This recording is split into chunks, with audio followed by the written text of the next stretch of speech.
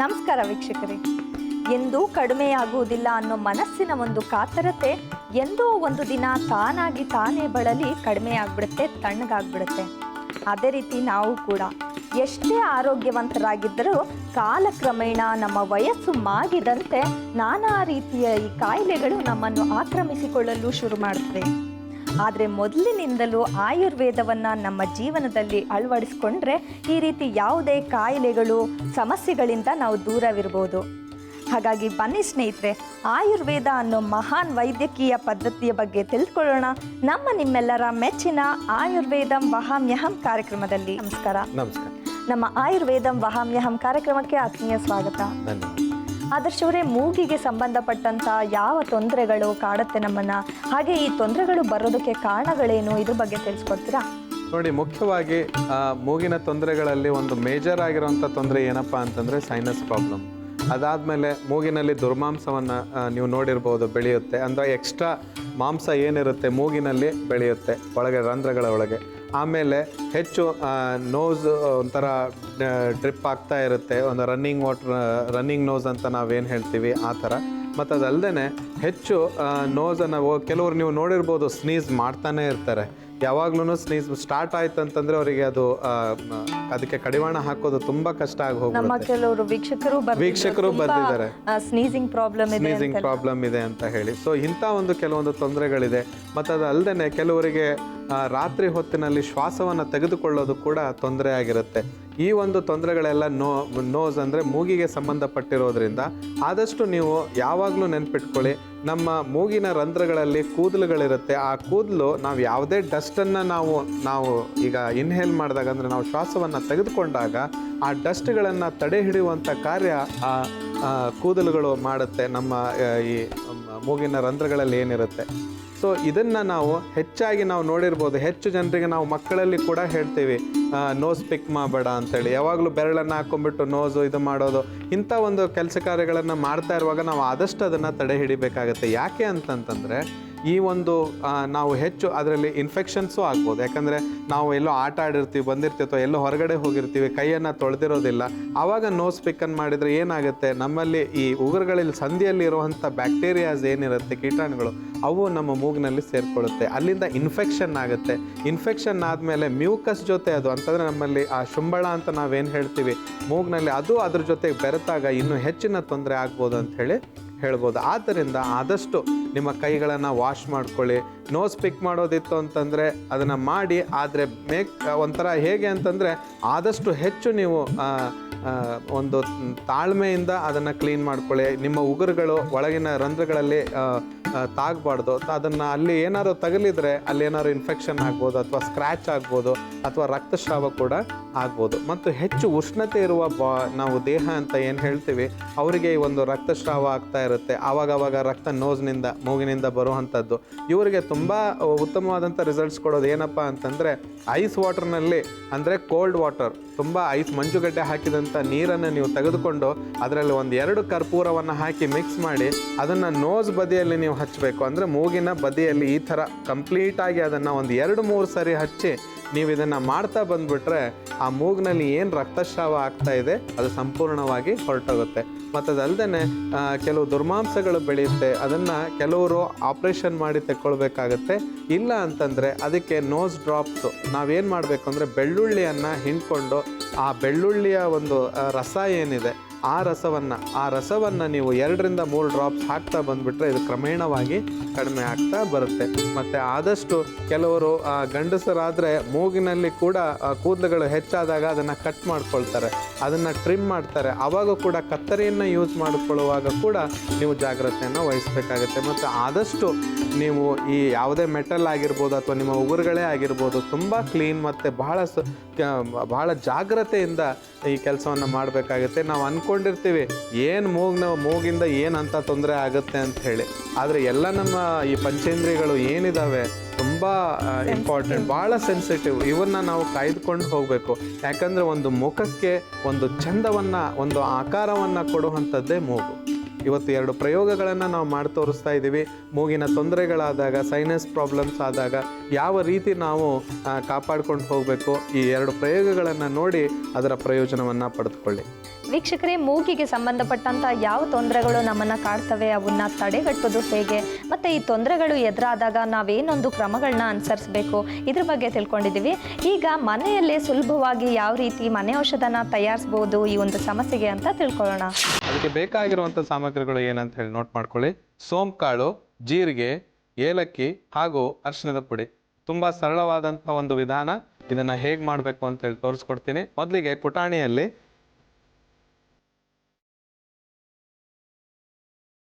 1 ಚಮಚದಷ್ಟು ಸೋಂಪುಕಾಳನ್ನು ಹಾಕ್ಕೊಳ್ಬೇಕು. ಅರ್ಧ ಚಮಚದಷ್ಟು ಜೀರಿಗೆ, 2 ಏಲಕ್ಕಿ. ಇದನ್ನು ಮೊದಲಿಗೆ ಕುಟ್ಕೊಳ್ಬೇಕು.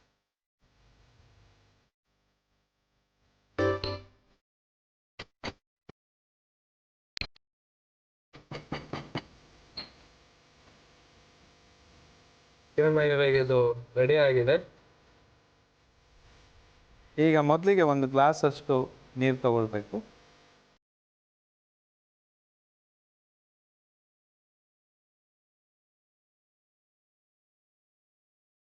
ಇದಕ್ಕೆ ನಾವೇನು ಈ ಒಂದು ಪುಟಾಣಿಯಲ್ಲಿ ಕುಟ್ಕೊಂಡಿದ್ವಿ ಎಲ್ಲ ಮಿಶ್ರಣ, ಸೋಂಪುಕಾಳು, ಜೀರಿಗೆ ಮತ್ತೆ ಏಲಕ್ಕಿ, ತುಂಬಾ ಒಂದು ಸುಗಂಧಭರಿತವಾದ ಮಿಶ್ರಣ ಅಂತ ಹೇಳ್ಬೋದು. ಯಾಕಂದ್ರೆ ಸೋಂಪುಕಾಳು, ಜೀರಿಗೆ, ಏಲಕ್ಕಿ ಎಲ್ಲವೂ ಕೂಡ ಒಂದ್ ರೀತಿ ತುಂಬಾನೇ ಪರಿಮಳವನ್ನ ಬೀರುವಂತ ವಸ್ತುಗಳು. ಹೌದು. ಈಗ ಇದನ್ನ ನಾವೇನ್ ಕುಟ್ಕೊಂಡಿದ್ವಿ ಇದನ್ನ ನೀರಿಗೆ ಹಾಕೊಳ್ಬೇಕು. ಇದು ಸ್ವಲ್ಪ ಸ್ಟ್ರಾಂಗ್ ಇರುತ್ತೆ ಕುಡಿಯುವಾಗ. ಅಂದ್ರೆ ಸ್ವಲ್ಪ ಕೆಲವರಿಗೆ ಕಸಿವಿಸಿ ಆಗುತ್ತೆ, ಯಾಕಂದ್ರೆ ಉಪ್ಪಿಲ್ಲ, ಸಕ್ಕರೆ ಇಲ್ಲ, ಬೆಲ್ಲ ಇಲ್ಲ ಅಂತ ಹೇಳಿ. ಆದ್ರೆ ಇದು ಔಷಧಿ ಅಂದಮೇಲೆ ಇದೇ ರೀತಿ ನಾವು ಮಾಡ್ಕೊಳ್ಬೇಕಾಗುತ್ತೆ. ಇದಕ್ಕೆ ಚಿಟಿಕೆಯಷ್ಟು ಅರಿಶಿಣದ ಪುಡಿಯನ್ನು ಹಾಕ್ತೀವಿ. ಇದರಲ್ಲಿ ನಾವು ಮುಖ್ಯವಾಗಿ ಸೋಂಪುಕಾಳನ್ನ ಏನು ಯೂಸ್ ಮಾಡಿದ್ದೀವಿ, ಇದು ನಾಸಲ್ಸ್ ಅಂದರೆ ಮೂಗಿನ ರಂಧ್ರಗಳನ್ನು, ಇದರಲ್ಲಿ ಯಾವುದೇ ರೀತಿಯ ಒಂದು ಮ್ಯೂಕಸ್ ಏನಿರುತ್ತೆ ಅದರಲ್ಲಿ ಅದನ್ನು ದಪ್ಪವಾಗಿ ಮಾಡಿ ಮತ್ತು ಯಾವುದೇ ರೀತಿಯ ತೊಂದರೆಯನ್ನು ಮಾಡಲಾರ್ದ ಹಾಗೆ ನೋಡ್ಕೊಳ್ಳುವಂಥ ಒಂದು ಕಾರ್ಯವನ್ನು ಮಾಡುತ್ತೆ. ಮತ್ತು ಅದೇ ರೀತಿಯಾಗಿ ನಮಗೆ ಈ ಏಲಕ್ಕಿ ಹಾಗೂ ಜೀರಿಗೆಯ ಒಂದು ಕಾಳು ಏನಿದೆ ಇದು ಕೂಡ ಅದಕ್ಕೆ ಸಹಾಯವನ್ನು ಮಾಡುತ್ತೆ, ಓಂಕಾಳಿಗೆ ಸಹಾಯವನ್ನು ಮಾಡುತ್ತೆ ಅಂತ ಹೇಳ್ಬೋದು. ಆಮೇಲೆ ಅರಿಶಿಣವನ್ನು ಆ್ಯಂಟಿಸೆಪ್ಟಿಕ್ ಆಗಿರೋದ್ರಿಂದ ಯಾವುದೇ ರೀತಿಯ ಮೂಗಿನ ತೊಂದರೆಗಳಾದಾಗ ಕೂಡ ನಾವು ದೇಹದಲ್ಲಿ ಇದನ್ನು ತಗೊಂಡಾಗ ಇದು ಉತ್ತಮವಾದಂಥ ಒಂದು ಫಲಿತಾಂಶವನ್ನು ತಂದುಕೊಡುತ್ತೆ. ಈಗ ಇದು ತಯಾರಾಗಿದೆ. ಇದನ್ನು ಒಂದು ಗ್ಲಾಸಿಗೆ ಸೋಸ್ಕೊಳ್ಬೇಕು. ಹಳ್ಳಿಗಳಲ್ಲೆಲ್ಲ ಈ ಥರ ಮಾಡ್ತಾರೆ, ಇದನ್ನು ಸೋಸ್ಕೊಳ್ಳೋದಿಲ್ಲ, ಹಾಗೇನೆ ಹಾಕೊಂಡ್ಬಿಟ್ಟು ಇದನ್ನು ಕುಡಿತಾರೆ. ಇದನ್ನು ಕಚ್ಚಿ ತಿನ್ನುವಂಥ ಅಭ್ಯಾಸ. ಯಾಕಂದರೆ ಇದನ್ನು ನೀವು ಸೋಂಪುಕಾಳು ಮತ್ತು ಜೀರಿಗೆಯನ್ನು ಕಚ್ಚಿ ತಿನ್ಬೋದು. ಸೊ ಆ ಥರ. ಸೊ ಹಳ್ಳಿಗಳಲ್ಲಿ ಕೂಡ ಇದೊಂಥರ ಹಳ್ಳಿಗಳಲ್ಲಿ ಮಾಡುವಂಥ ನಾಟಿ ಔಷಧಿ ಅಂತ, ಮನೆ ಔಷಧಿ ಅಂತೇಳಿ ಹೇಳ್ಬೋದು.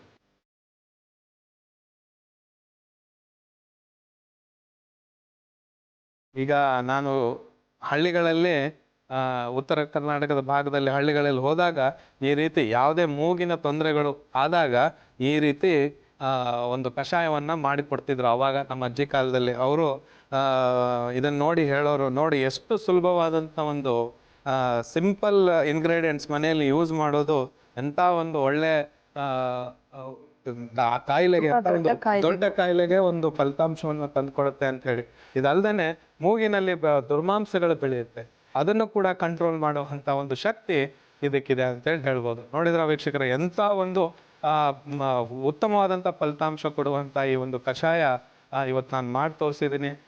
ಇದಕ್ಕೆ ನಾವು ಸೋಂಪುಕಾಳು, ಜೀರಿಗೆ, ಏಲಕ್ಕಿ ಹಾಗೂ ಅರಿಶಿಣವನ್ನು ಹಾಕಿ ಮಾಡಿದಂಥ ಕಷಾಯ ಸಿದ್ಧವಾಗಿದೆ. ಇದನ್ನು ಮನೆಯಲ್ಲಿ ಪ್ರಯೋಗಿಸಿ ಇದರ ಪ್ರಯೋಜನವನ್ನು ಪಡೆದುಕೊಳ್ಳಿ. ಮೂಗಿನ ತೊಂದರೆಗಳ ನಿವಾರಣೆಗೆ ಮನೆ ಔಷಧ.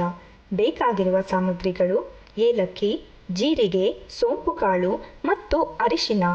ತಯಾರಿಸುವ ವಿಧಾನ: ಪುಟಾಣಿಗೆ ಸೋಂಪುಕಾಳು, ಜೀರಿಗೆ ಮತ್ತು ಏಲಕ್ಕಿಯನ್ನು ಹಾಕಿ ಚೆನ್ನಾಗಿ ಕುಟ್ಟಿಕೊಳ್ಳಿ. ನಂತರ ಕಾಯಲಿಟ್ಟ ಪಾತ್ರೆಗೆ ನೀರು, ಕುಟ್ಟಿದ ಮಿಶ್ರಣವನ್ನು ಹಾಕಿ ಮಿಕ್ಸ್ ಮಾಡಿ ಅದಕ್ಕೆ ಅರಿಶಿನ ಪುಡಿಯನ್ನು ಹಾಕಿ ಮತ್ತೊಮ್ಮೆ ಮಿಕ್ಸ್ ಮಾಡಿಕೊಂಡು 1 ಲೋಟಕ್ಕೆ ಸೋಸಿಕೊಂಡರೆ ಮೂಗಿನ ತೊಂದರೆಗಳ ನಿವಾರಣೆಗೆ ಮನೆ ಔಷಧ ಸಿದ್ಧ. ನೋಡಿದ್ವಲ್ಲ ವೀಕ್ಷಕರೇ, ಈ ಮೂಗಿಗೆ ಸಂಬಂಧಪಟ್ಟಂಥ ತೊಂದರೆಗಳಿಗೆ ಯಾವ ರೀತಿ ಮನೆಯಲ್ಲೇ ಸುಲಭವಾದ ಒಂದು ಔಷಧ ತಯಾರಿಸ್ಬೋದು ಅಂತ. ಈಗ ಇದೇ ಸಮಸ್ಯೆಗೆ ಮತ್ತೊಂದು ಸುಲಭವಾದ ಮನೆ ಔಷಧ ಇದೆ, ಅದು ಹೇಗೆ ತಯಾರಿಸೋದು ಅಂತ ತಿಳ್ಕೊಳ್ಳೋಣ. ಸ್ನೇಹಿತರೆ ಬನ್ನಿ, ಈ ಮೂಗಿಗೆ ಸಂಬಂಧಪಟ್ಟಂಥ ತೊಂದರೆಗಳಿದ್ರೆ ಅವಕ್ಕೆ ಇನ್ನೊಂದು ಮನೆ ಔಷಧ ಹೇಗೆ ತಯಾರಿಸೋದು ಅಂತ ನೋಡೋಣ. ಇದಕ್ಕೆ ಬೇಕಾಗಿರುವಂಥ ಸಾಮಗ್ರಿಗಳು ಏನಂತೇಳಿ ನೋಟ್ ಮಾಡ್ಕೊಳ್ಳಿ. ಕರಿಮೆಣಸಿನ ಕಾಳು, ನಿಂಬೆಹಣ್ಣು, ಬೆಳ್ಳುಳ್ಳಿ, ಹಸಿ ಶುಂಠಿ ಮತ್ತು ಕೊತ್ತಂಬರಿ ಸೊಪ್ಪು, ಇಷ್ಟು ಇದಕ್ಕೆ ಬೇಕಾಗಿರುವಂಥ ಸಾಮಗ್ರಿಗಳು. ಬನ್ನಿ ಮೊದಲಿಗೆ ಕುಟಾಣಿಗೆ ಕರಿಮೆಣಸಿನ ಕಾಳನ್ನು 1/4 ಚಮಚದಷ್ಟು ಹಾಕ್ಕೊಳ್ಬೇಕು. 1/2 ಚಮಚದಷ್ಟು ಹಸಿ ಶುಂಠಿಯನ್ನು ಹಾಕ್ಬೇಕು. 4 ಎಸಳಷ್ಟು ಬೆಳ್ಳುಳ್ಳಿ ಮತ್ತು ಕೊತ್ತಂಬರಿ ಸೊಪ್ಪು, ಅರ್ಧ ನಿಂಬೆಹಣ್ಣಿನ ಗಾತ್ರದಷ್ಟು ಕೊತ್ತಂಬರಿ ಸೊಪ್ಪನ್ನು ಹಾಕಿ ಇದನ್ನು ಜಜ್ಕೊಳ್ಬೇಕು.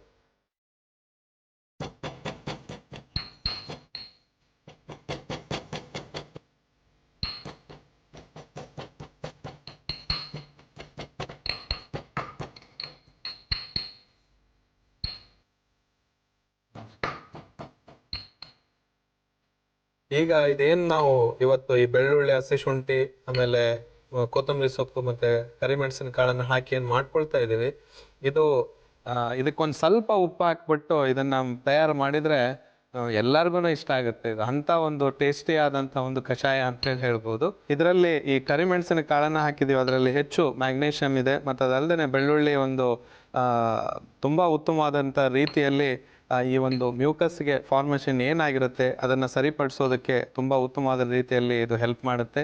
ಮತ್ತು ಅದಲ್ಲದೆ ಹಸಿ ಶುಂಠಿ ಮತ್ತು ಕೊತ್ತಂಬರಿ ಸೊಪ್ಪು ರಕ್ತಕ್ಕೆ ಮತ್ತು ಈ ದುರ್ಮಾಂಸಗಳು ಏನು ಬೆಳೆಯುತ್ತೆ ಅಥವಾ ಈ ರಕ್ತಸ್ರಾವ ಏನಾಗುತ್ತೆ ಮೂಗಿನಲ್ಲಿ ಅದನ್ನು ನಿಲ್ಲಿಸೋದಕ್ಕೆ ಕೂಡ ಈ ಒಂದು ಕಷಾಯ ತುಂಬ ಉತ್ತಮವಾದಂಥದ್ದು. ಇದನ್ನು 2 ರೀತಿಯಲ್ಲಿ ಕುಡಿಬೋದು, ತಣ್ಣಗೂ ಕುಡಿಬೋದು, ಇಲ್ಲದಿದ್ದರೆ ಬಿಸಿ ಬಿಸಿಯಾಗಿ ಇದರ ಸೇವನೆಯನ್ನು ಮಾಡ್ಬೋದು. ಮತ್ತು ಅದಲ್ಲದೆ ಇದರಲ್ಲಿ ನಿಂಬೆಹಣ್ಣಿನ ರಸವನ್ನು ನಾವು ಹಾಕ್ತಾ ಇದ್ದೀವಿ.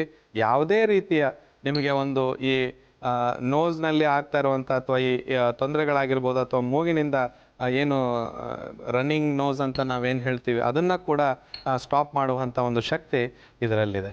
ಕಿರಣ್ಮಯಿಯವರಿಗೆ ಇದು ಸಿದ್ಧವಾಗಿದೆ. ಮೊದಲಿಗೆ ನಾವು 1 ಗ್ಲಾಸಷ್ಟು ನೀರನ್ನು ಹಾಕ್ಕೊಂಡ್ಬಿಟ್ಟು ಈ ಮಿಶ್ರಣವನ್ನು ಅದಕ್ಕೆ ಹಾಕಿ ಕುದಿಸ್ಕೊಳ್ಬೇಕು. ಮತ್ತು ಇದನ್ನು ನಾವು ಸೋಸೋದಿಲ್ಲ, ಇದನ್ನು ಹಾಗೇನೆ ನಾವು ಗ್ಲಾಸಿಗೆ ಹಾಕ್ಕೊಳ್ಬೇಕು. ಚೆನ್ನಾಗಿ ಪೇಸ್ಟ್ ಆಗಿದೆ, ಸೋಸೋ ಅಂತ ಅವಶ್ಯಕತೆ ಇಲ್ಲ. ಮತ್ತೆ 1 ಗ್ಲಾಸ್ ಕೊಡಿ.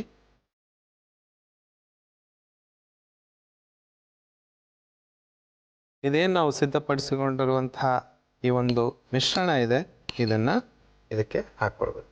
ನಾವು ಹೇಳ್ತಾ ಇರುವಂಥ ಪ್ರತಿಯೊಂದು ಮನೆ ಔಷಧಿಗಳು ತುಂಬ ಸುಲಭವಾಗಿದೆ.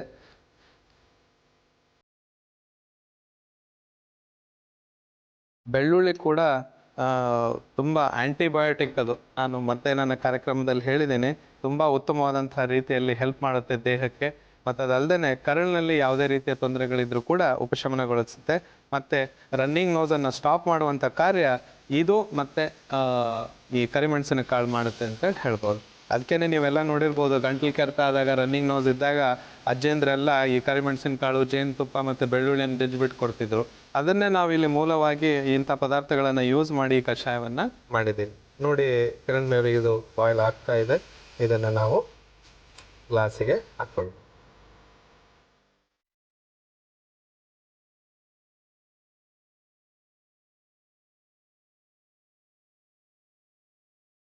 ಈಗ ಇದಕ್ಕೆ ಅರ್ಧ ನಿಂಬೆಹಣ್ಣನ್ನು,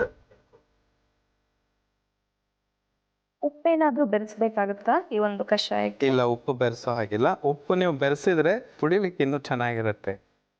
1 ಚಿಟಿಕೆಯಷ್ಟು ಉಪ್ಪನ್ನು ಬೆರೆಸ್ಕೊಳ್ಬಹುದು. ಈ ರೀತಿ ಇದನ್ನು ಮಿಕ್ಸ್ ಮಾಡ್ಕೊಂಡ್ಮೇಲೆ ಇದು ಕುಡಿಲಿಕ್ಕೆ ಸಿದ್ಧವಾಗಿದೆ.